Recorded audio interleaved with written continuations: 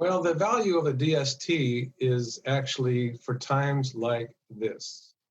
You don't want to buy right now. And if you're selling, you have a choice of taxes or a DST. And the DST provides you with the opportunity to wait.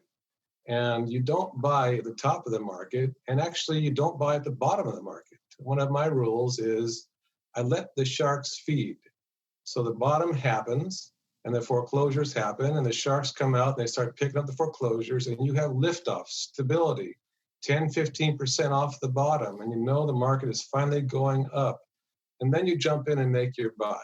And the reason for that is that you don't want to be trudging along on the bottom for 3 or 4 years holding your property. So the DST is a great vehicle for just right now.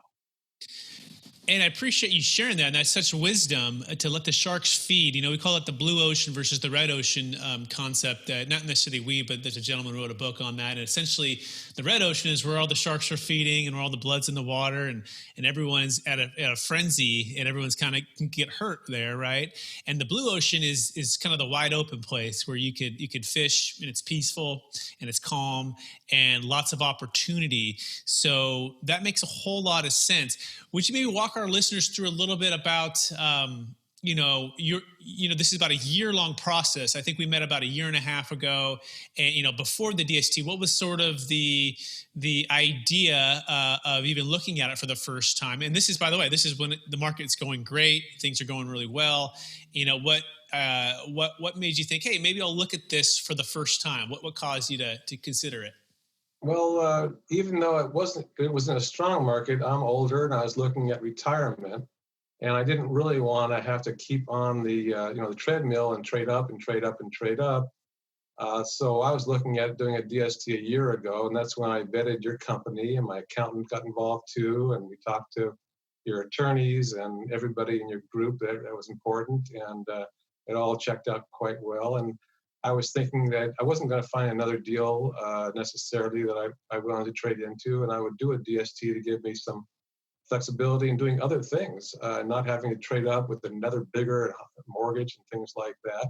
Turned out that we found an amazing deal anyway, and we owned that deal for 17 months and made 250% on that. And then we put it into a DST just now.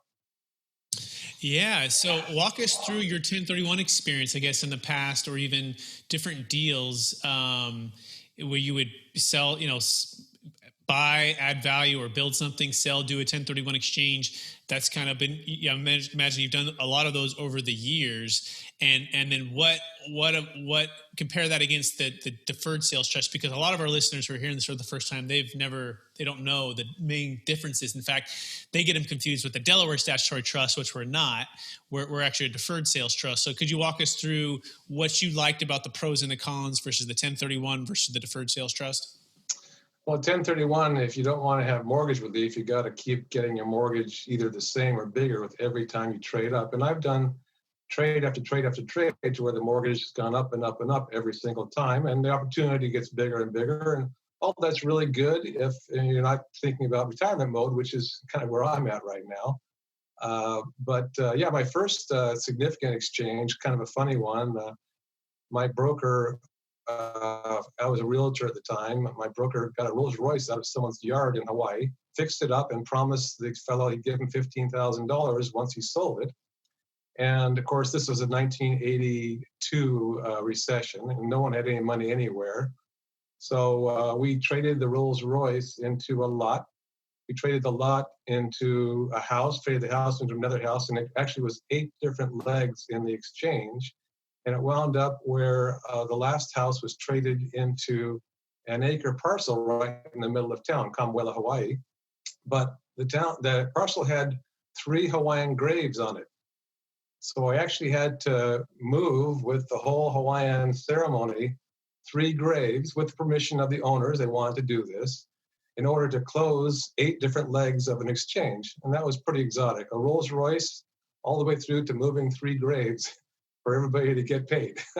I don't know if I've ever heard of anything crazier than that. So Rolls Royce to graves, and especially in Hawaii too, which is not easy to develop real estate as far as I've heard. It's challenging. So to do 8 legs of an exchange, that is incredible. So you mentioned mortgage relief. The concept that I've found to help me and my clients over the years is taking on debt when it's smart to take on debt, and not taking on debt, not taking on dumb debt when it's not a good time to do that. I found the best time to take on debt is like what you said, when the market's either low or recovering, and there's some value add, forced appreciation opportunities where you have a clear picture of you're buying the real estate at a decent price per square foot, and you have the ability to add value to such an apartment complex. But that's the time when you want to take some leverage on. But the times when you don't want to do that is when the market's so high. So walk us through this last deal. You sold the apartment complex.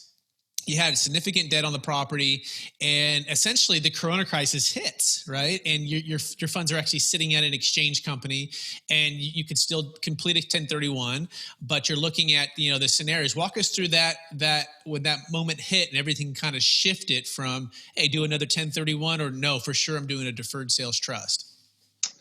Yeah, well, it was exactly like that. We actually had an opportunity to exchange into an apartment house in Raleigh, North Carolina, with a known entity, a fund, and we were going to be their tenant in common, TIC partner.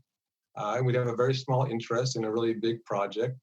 But I got a sense that wasn't going to work out too well for us. So I literally 24 hours after we said we wanted to do it, I said, no, we'd rather not do it after all. And we decided to do the DST anyway, because the biggest rule I have of real estate is 2 main ones. The first one is you make your money on the buy. Anybody can make money in an up market where you buy something and the whole world's going up and you get lucky and all that stuff. But that's not really good for risk protection. Making your money on the buy is key. And the second rule, which I live by, is there's 3 main rules of real estate. Everybody knows them and they know them wrong. It's called timing, timing, timing, not location, location, location. Right now with the coronavirus, there are locations that are fabulous in Manhattan that you couldn't sell them to anybody right now. It's about timing. And the DST allows you to time your entry back in the market.